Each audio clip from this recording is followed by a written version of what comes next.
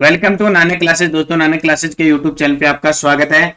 Rajasthan GK की आज class number 210 है। 210 नंबर हमारे सवाल आपके जवाब प्रतिदिन 50 क्वेश्चनों की क्लास होती है रोजाना 9 बजे, और आपकी सुविधा के अनुसार 7 बजे ये जो 50 क्वेश्चन है ये आपको हमारी नानक क्लासेज ऐप पे टेस्ट के रूप में उपलब्ध हो जाती हैं। तो जिस विद्यार्थी ने अब तक हमारी इस टेस्ट प्रक्रिया को खरीदा नहीं है, जरूर वीडियो के डिस्क्रिप्शन में जाके और इस टेस्ट प्रक्रिया को खरीद लें। आपके लिए इंपॉर्टेंट, बेहद इंपॉर्टेंट साबित होने वाली ये टेस्ट सीरीज है, और उसमें कल से आपको टेस्ट सीरीज मिलने शुरू हो चुके हैं। 209 नंबर टेस्ट मिला था और आज 210 नंबर। अब जिसने टेस्ट दिया है, आपके कितने क्वेश्चन सही होते हैं, अब यहाँ पे आप वीडियो में उसका सोल्यूशन देख लीजिए। तो सारे विद्यार्थी वीडियो को शेयर करेंगे, लाइक करेंगे। पहला प्रश्न देखिए, गुर्जर जाति का प्रसिद्ध मंदिर स्वाई भोज कहाँ स्थित है? गुर्जर जाति का प्रसिद्ध मंदिर स्वाई भोज कहाँ स्थित है? तो यह है आसिंद के अंदर। आसिंद, सभी विद्यार्थियों ने वहां टेस्ट में जवाब दिया होगा। अभी 18 से 19 विद्यार्थियों ने इस टेस्ट को खरीदा है, तो ज्यादा से ज्यादा बढ़ चढ़कर भाग लें, क्योंकि हर एक एग्जाम के लिए इंपॉर्टेंट है। कोई ज्यादा चार्ज हमने नहीं रखा, सिर्फ महीने का 50 रुपए रखा है। वो भी जिस विद्यार्थी ने खरीद रखा है पहले महीने उसके 50 रुपए हैं, उसके बाद में उसकी वैलिडिटी घटती जाएगी, 40, 30, 20 और एक दिन आ जाएगा शून्य पर भी वो आ जाएगा। तो हर मंथली 50 रुपए 50% रोज के दिए जाते हैं। एक महीने में 1500% तैयार होते हैं। 7 बजे आप टेस्ट लगाओ, 9 बजे उसका सोल्यूशन मिलता है। तो ये मत सोचना कि हर जो पहली बार विद्यार्थी ने 50 रुपए में ले लिया तो वो 50 में चलता रहेगा। उसके लिए जैसे जैसे महीना बीतता जाएगा अगले महीने वो कम होते जाएंगे। आसिंद भीलवाड़ा। आसिंद पूछे किस नदी के किनारे है? खारी नदी के किनारे स्थित है। दूसरा प्रश्न, महाभारतकालीन पांडुपोल स्थित है। महाभारतकालीन है पांडुपोल कहां स्थित है? तो आपने सुना होगा पांडुपोल हनुमान जी का मंदिर भी है, अलवर के अंदर है। सरिस्का अलवर में पांडुपोल है। अलवर के अंदर कुछ और चीजें याद रखना, आज ही मैंने बताया था तिजारा अलवर से विधायक, जिन्हें हाल ही में एक नया सुबह करंट की क्लास देखते हो, वो भी इस टेस्ट के अंदर एड किए हुए क्वेश्चन है, ध्यान रखना। अलवर के अंदर एक दोलागढ़ देवी का मंदिर है, एक नारायणी माता का मंदिर है और एक जिलानी माता का मंदिर है। ये 3 मंदिर याद रखना। इसके अलावा अलवर में सरिस्का अभ्यारण्य है जो 1955 में बना था, और सरिस्का टाइगर रिजर्व है जो 1978 में घोषित हुआ था। और भरतरी का मेला, जिसे मत्स्य क्षेत्र का कुंभ कहते हैं, और कनफटे साधुओं का वहां मेला लगता है। आहड़ के उत्खनन से प्राप्त कौन सी सामग्री बाह्य संपर्कों का संकेत देती है? आहड़ के उत्खनन से प्राप्त कौन सी सामग्री है, उससे यह पता चलता है कि आहड़ सभ्यता का संपर्क बाह्य लोगों से भी था।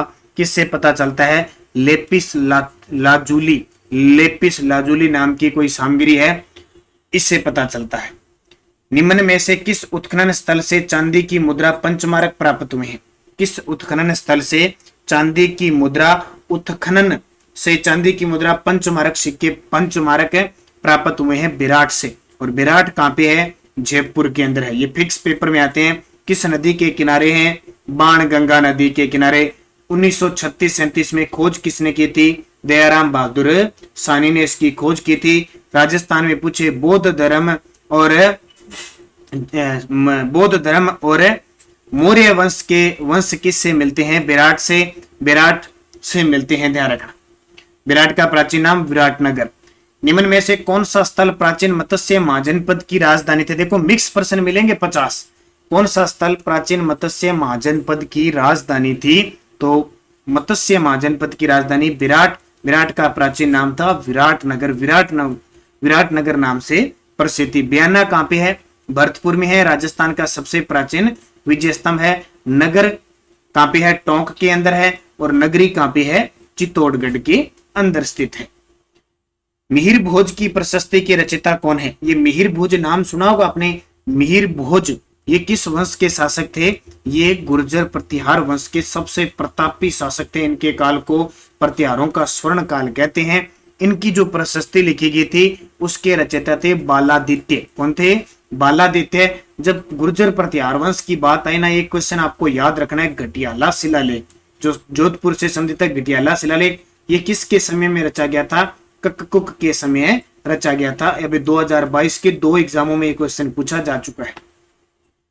नेमिनाथ प्रशस्ति की रचना किसने की थी? नेमिनाथ प्रशस्ति की रचना किसने की थी? तो सोमेश्वर ने नेमिनाथ प्रशस्ति की रचना की थी। गुणभद्र ने किसकी की थी? बिजोलिया शिलालेख रचा था गुणभद्र ने।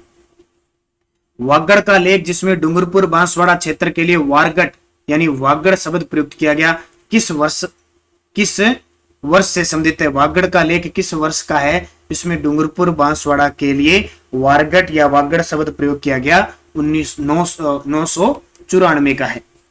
किस शासक द्वारा जारी सिक्कों पर एक और उनके समय के नाम का परिचय है और दूसरी ओर श्री एकलिंग जी दाता श्याम या श्री एकलिंग प्रशस्या दाता श्याम अंकित था?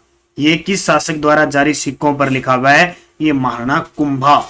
जानते हो महाराणा कुंभा का जन्म 1423 में हुआ था।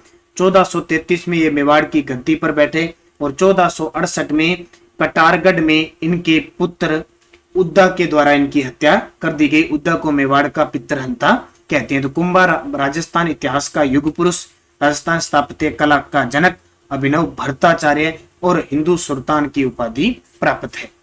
1756 ईस्वी से पूर्व मोहम्मद शाही सिक्कों का प्रचलन राजस्थान के किस राज्य में था? यानी 1756 से पूर्व मोहम्मद शाही सिक्कों का प्रचलन राजस्थान के किस राज्य में था? जैसलमेर के अंदर था। ये ध्यान रखना। लकड़ी को कुरेदकर नाली बनाने के अवशेष एकमात्र कहां से प्राप्त हुए हैं? कह सकते हैं कि लकड़ी की नालियों के अवशेष किस सभ्यता से मिले हैं? तो ये सभ्यता कौन सी है? कालीबंगा सभ्यता। बड़ी ही फेमस विश्व में चर्चित है कालीबंगा सभ्यता। हनुमानगढ़ में घग्गर नदी के किनारे है। इसकी खोज 1952 में अमलानंद घोष ने की थी। किसने? अमलानंद घोष ने की थी और बी के थापर और बी लाल के द्वारा इसका उत्खनन किया जाता है। भूकंप के साक्ष्य, कपास के साक्ष्य, स्वास्तिक चिन्ह, दोहरे जुते हुए खेतों के साक्ष्य, ठीक है, ये सारे 7 अग्नि वेदिकाएं ये कालीबंगा से प्राप्त हुई है। निम्न में से किस सभ्यता का संबंध ईरान से माना जाता है? निम्न में से कौन सी सभ्यता है जिसका संबंध ईरान से माना जाता है? तो वो है आहड़। आहड़ सभ्यता की खोज 1953 में अक्षय कीर्ति व्यास ने की थी। किसने? अक्षय कीर्ति व्यास ने की थी। आहड़ सभ्यता बेड़च नदी के किनारे है और इस बेड़च किसकी सहायक नदी है? बनास की सहायक नदी है, इसलिए बनास संस्कृति भी कहते हैं। आहड़ सभ्यता को धूलकोट के नाम से भी जाना जाता है और एक और नाम है अघाटपुर के नाम से भी आहड़ सभ्यता को जाता है। ताम्रयुगीन सभ्यता की है, ताम्र नगरी इसको कहते हैं और यहाँ पे बेलनाकार वगैरह वस्तुएं ईरान से संबंध पाया जाता था। प्रसिद्ध पुरातात्विक स्थल रंग महल का उत्खनन कार्य किसके निर्देशन में संपन्न हुआ? प्रसिद्ध पुरातात्विक स्थल रंग महल का उत्खनन कार्य किसके निर्देशन में संपन्न हुआ था?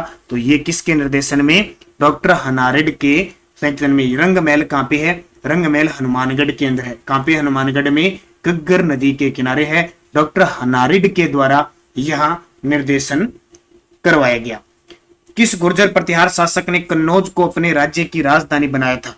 किस गुर्जर प्रतिहार शासक ने कन्नौज को अपने राज्य की राजधानी बनाया था? नागभट्ट द्वितीय। मैंने एक दिन आपको गुर्जर प्रतिहार वंश के बहुत सारे प्रश्न बताए थे कि कन्नौज पर आक्रमण हुआ था, त्रिपक्षीय संघर्ष चला था 100 साल तक, जिसमें इधर से प्रतिहार थे राजस्थान से, इधर दक्षिण भारत की तरफ से राष्ट्रकूट थे और पूर्व की तरफ से बंगाल के पाल थे। तीनों में 100 साल युद्ध चला, लेकिन अंतिम में नागभट्ट द्वितीय ने नागभट्ट को जीत लिया। नागभट्ट द्वितीय ने कन्नौज को जीत लिया। कन्नौज कहाँ पे है? यूपी के अंदर है। निम्न में से किस शिलालेख में चौहानों की उत्पत्ति वत्स गोत्रीय ब्राह्मण वंश से होना माना है? किस शिलालेख में? बिजोलिया शिलालेख जो 1170 में रचा गया था, वत्स गोत्रीय ब्राह्मण माना जाता है। और ये कौन कहते हैं? डॉक्टर दशरथ शर्मा। बिजोलिया शिलालेख के अनुसार चौहानों की उत्पत्ति कहां से मानते हैं? वत्स गोत्रीय ब्राह्मण। जब भी शिलालेख की बात आए बिजोलिया की, आपसे पूछे राजस्थान में चौहानों की जानकारी किससे मिलती है? बिजोलिया शिलालेख से। 1170 में गुणभद्र ने, उस समय चौहान शासक था, सोमेश्वर चौहान के समय रचा गया।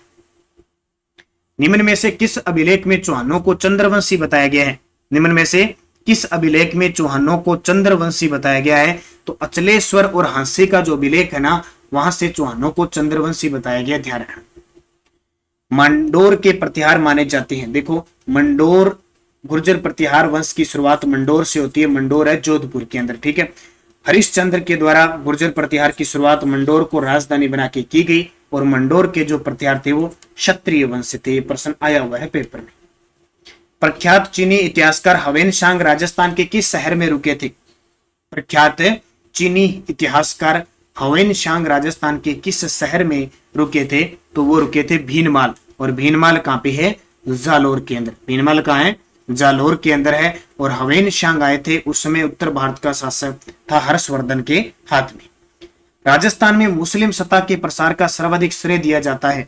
राजस्थान में सर्वाधिक मुस्लिम सत्ता के प्रसार का श्रेय दिया जाता है अलाउद्दीन खिलजी को। ये अलाउद्दीन खिलजी अपने चाचा, अपने ससुर जलालुद्दीन खिलजी को मारकर 1296 में गद्दी पर बैठा था और 1316 में इसकी मृत्यु हो गई थी। देखो हम पढ़ते हैं रणथंबोर का साका 1301 इसने आक्रमण किया, चित्तौड़ का प्रथम साका 1303 इसने आक्रमण किया, सिवाना का 1308 का साका इसने आक्रमण किया और जालोर का 1311 का इसने आक्रमण किया। और भी बहुत सारे थे लेकिन मुख्य मुख्य इतिहास में ये नाम सामने आते हैं। तो सबसे ज्यादा मुस्लिम सत्ता का प्रसार है अलाउद्दीन खिलजी।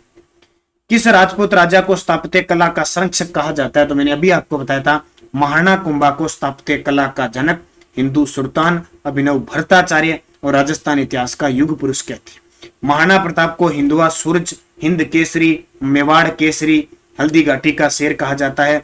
राणा उदय सिंह के लिए कलंक है कि 1567-68 में जब अकबर ने आक्रमण किया, चित्तौड़ का तीसरा साका हुआ, ये चित्तौड़ दुर्ग छोड़कर भाग गए थे गोगुंदा में। राणा संग्राम सिंह यानी राणा सांगा हिंदूपत बादशाह के नाम से प्रसिद्ध। खानवा के युद्ध में राणा सांगा की हार का कारण क्या था? देखो महाराणा सांगा का प्रथम विजय के उपरांत तुरंत ही युद्ध न करके बाबर को तैयारी का समय देना, बिल्कुल ये सही बात है क्योंकि बयाना का युद्ध राणा सांगा जीता था और राणा सांगा ने युद्ध की तैयारी नहीं की जबकि बाबर ने की।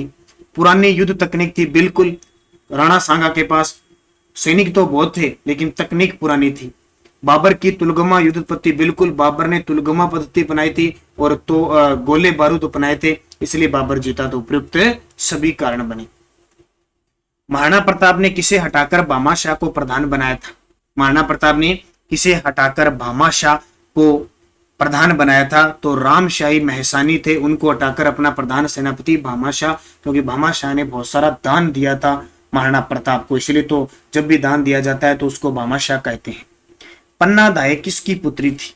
पन्नाधाय बहुत बड़ा नाम है, इतिहास में ऐसे नाम बहुत कम आ जाते हैं। हरचंद हांकला की पुत्री थी पन्नाधाय, अपने पुत्र चंदन का बलिदान देकर उदय सिंह को बचाया था बनवीर से। गिरी सुमेल का युद्ध या सुमेल गिरी का युद्ध 1544 में किस किस के मध्य लड़ा? ये जितने भी मैं आपको प्रश्न बता रहा हूँ बड़े फेमस प्रश्न हैं और मिक्स प्रश्न सारे आ रहे हैं, इसलिए तो मैं कह रहा हूँ कि 7 बजे की टेस्ट सीरीज ज्वाइन कर लो। आपको क्लास लगातार वहां पे टेस्ट देने के बाद आपको पता लगेगा हमारी तैयारी कितनी है, फिर यहाँ पे आपको सोल्यूशन मिल रहा है, सबसे बड़ी बात है। वहां कई बार टेस्ट मिलेगा, कई बार 9 बजे की अगर क्लास नहीं आई ना तो वो अगले दिन आ जाएगी, ये ध्यान रखना, लेकिन आपको सोल्यूशन मिल रहा है। तो सुमेल गिरी का युद्ध यानी गिरी सुमेल का युद्ध ये पाली के अंदर है। कब किन किन के मध्य लड़ा गया? तो ये राव मालदेव और शेरशाह सूरी के मध्य लड़ा गया। तारीख याद रखना, पेपर में आती है 5 जनवरी 1544 को गिरी सुमेल युद्ध हुआ। मालदेव के सेनापति जेता और कुंपा लड़ते हुए वीर गति को प्राप्त हुए थे और शेरशाह सूरी इस युद्ध को इतनी मुश्किल से जीता था कि इसने कहा था कि मुट्ठी भर बाजरे के लिए मैं हिंदुस्तान की बादशाहता खो देता, ये ध्यान रखना। अगला प्रश्न देखिए, वीर दुर्गादास राठौड़ ने राजकुमार अजीत सिंह व रानियों को किस महिला की मदद से औरंगजेब के चंगुल से छुड़ाकर सुरक्षित निकाला? वीर दुर्गादास राठौड़ ने राजकुमार अजीत सिंह व रानियों को किस महिला की मदद से औरंगजेब के चंगुल से छुड़ाकर सुरक्षित निकाला था? गोरादाई व बाघेली, यानी बाघेली नाम की बाघेली ही गोरादाई का नाम बताते हैं, कोई बाघेली और गोरादाई अलग बताते हैं। गोरादाई को मारवाड़ की पन्नाधाय कहते हैं। इनके सहयोग से दुर्गादास ने अजीत सिंह को औरंगजेब के चंगुल से बचाया था, ये बहुत बड़ी बात है। हालांकि आगे जाते हुए अजीत सिंह जब राजा बनता है तो मारवाड़ी सामंतों के बहकावे में आकर दुर्गादास को ये दरबार से निकालते हैं, इसलिए हीराचंद ओझा ने अजीत सिंह को कान का कच्चा शासक है कहा था। तो वीर दुर्गादास राठौड़ की हाल ही में 13 अप्रैल को वीर दुर्गादास राठौड़ की हाल ही में 16 अगस्त को जयंती बनाई गई। कब? 16 अगस्त को जयंती बनाई गई और 16 अगस्त के दिन जयंती बनाई गई, ये आपको पता है। कि इंपॉर्टेंट क्वेश्चन यहां से बनेगा कि आज 13 अगस्त को जयंती बनाएगी, 16 नहीं 13 अगस्त को जयंती बनाएगी। और इसके उपलक्ष्य में हमारे जो देश के रक्षा मंत्री हैं राजनाथ सिंह जी ने, उन्होंने जोधपुर के सालवा कला के अंदर उनकी एक यानी अब 385वीं जयंती बनाएगी, उस पर मूर्ति का अनावरण किया। तो वीर दुर्गादास राठौड़ को राठौड़ों का यूलिसिस अणबिंदिया मोती कहते हैं। 13 अगस्त दोबारा सुन लीजिए, 13 अगस्त 1638 को इनका जन्म हुआ था। ये ध्यान रखना, इनके पिता थे आस्करण जी। और अभी फिर बता देता हूं, 385वीं जयंती पर रक्षा मंत्री राजनाथ सिंह जी के द्वारा जोधपुर जिले के सालवा कला में राष्ट्रवीर दुर्गादास राठौड़ की मूर्ति का अनावरण। ये कल के करंट में हम और चर्चा कर लेंगे। आमेर के कछवा शासक मान सिंह का जन्म कहां हुआ? ये क्वेश्चन मैं आपको पहले भी बता चुका हूं, अब टेस्ट के माध्यम से ये सारे वापिस आ रहे। आमेर के कछवा शासक मान सिंह का जन्म हुआ था मोजमाबाद में 1550 के अंदर हुआ था। इनकी मृत्यु 1614 में एलिचपुर के अंदर हुई थी। पीटीआई सेकंड ग्रेडर इनमें मानसिक स्पेशल टॉपिक है।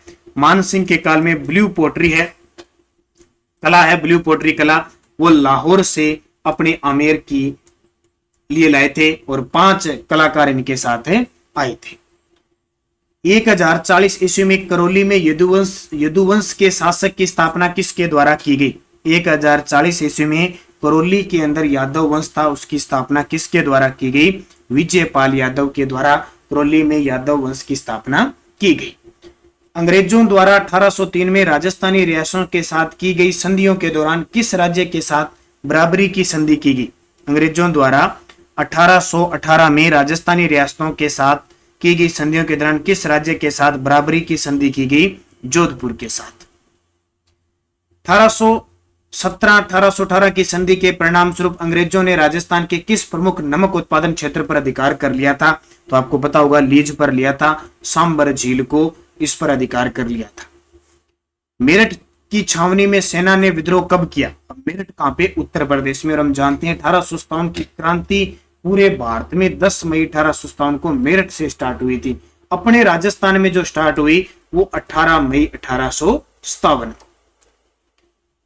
1857 की क्रांति में नसीराबाद छावनी में विद्रोह भड़काने का प्रमुख कारण क्या था? तो विद्रोह भड़काने का प्रमुख कारण क्या था? अजमेर स्थित 15वीं बंगाल नेटिव इन्फेंट्री को नसीराबाद भेजना व सैनिक तैयारियां करना। इस कारण नसीराबाद 28 मई 1857 को इस छावनी में विद्रोह हुआ बख्तावर सिंह के नेतृत्व में। किस प्रथम स्वतंत्रता सेनानी को 1857 के प्रथम स्वतंत्रता संग्राम में अंग्रेजों ने फांसी पर लटकाया था? किस प्रथम स्वतंत्रता सेनानी को 1857 के प्रथम स्वतंत्रता संग्राम में अंग्रेजों ने फांसी पर लटकाया था? तो अंग्रेजों ने किसको लटकाया था? अमरचंद भाटिया को। इसे 1857 की क्रांति का भामाशाह भी कहते हैं क्योंकि इन्होंने तांत्या टोपे और झांसी की रानी को धन भी दिया था। ये मूल रूप से बीकानेर के व्यापारी थे, लेकिन ग्वालियर में इनको फांसी दी गई थी, वहां ये व्यापार करते थे। बागड़ क्षेत्र के आदिवासियों को सामाजिक और राजनीतिक रूप से संगठित करने और उनमें जन जागृति उत्पन्न करने वाले गुरु गोविंद गिरी पर किन के प्रभावों का विचार था? तो ये मैं आपको बार बार पढ़ा रहा हूं। गोविंद गिरी ने भगत आंदोलन चलाया था। 1883 में संप सभा की स्थापना सिरोही के अंदर की थी और स्वामी दयानंद सरस्वती की प्रेरणा से इन्होंने भीलों आदिवासियों की सेवा की थी। और आपको पता है मानगढ़ धाम हत्याकांड हुआ था 17 नवंबर 1913 को। और हाल ही में इस मानगढ़ धाम जो है धाम हत्याकांड, जिसे राजस्थान का जलियांवाला बाग हत्याकांड कहते हैं, इस मानगढ़ धाम को राष्ट्रीय स्मारक घोषित करने की मांग चल रही है। 1929 में मोतीलाल तेजावत को गिरफ्तार करके कहां रखा गया? 1929 में मोतीलाल तेजावत को गिरफ्तार करके कहां रखा गया? उदयपुर जेल के अंदर रखा गया था। मोतीलाल तेजावत ने एक ही आंदोलन चलाया था 1921 में मातरकुंडिया से। अगला प्रश्न देखिए, मिनाल के पास है ना जो क्षेत्र, राजस्थान में स्वतंत्रता संघर्ष के दौरान 1921-22 में भील आंदोलन को नेतृत्व किसने किया? तो स्वतंत्रता संघर्ष के दौरान 1921-22 में मोतीलाल तेजावत ने किया था। मोतीलाल तेजावत जिन्होंने मेवाड़ पुकार नामक 21 सूत्री मांगे लिखी थी महाराजा को और इन्हें बाबूजी के नाम से ये प्रसिद्ध है। अगला देखो, बिजोलिया आंदोलन का दूसरी बार प्रारंभ होने का कारण क्या था? बिजोलिया किसान आंदोलन का दूसरी बार प्रारंभ होने का कारण क्या था? चंवरी कर। ये चंवरी कर क्या होता था? 5 रुपए पुत्री की शादी में देने होते थे। कृष्ण सिंह ने चंवरी कर लगाया था और तलवार बंधाई कर एक उत्तराधिकारी कर है वो पृथ्वी सिंह ने लगाया था। बेंगू किसान आंदोलन का नेतृत्व प्रारंभ में पथिक जी ने किसे सौंपा था?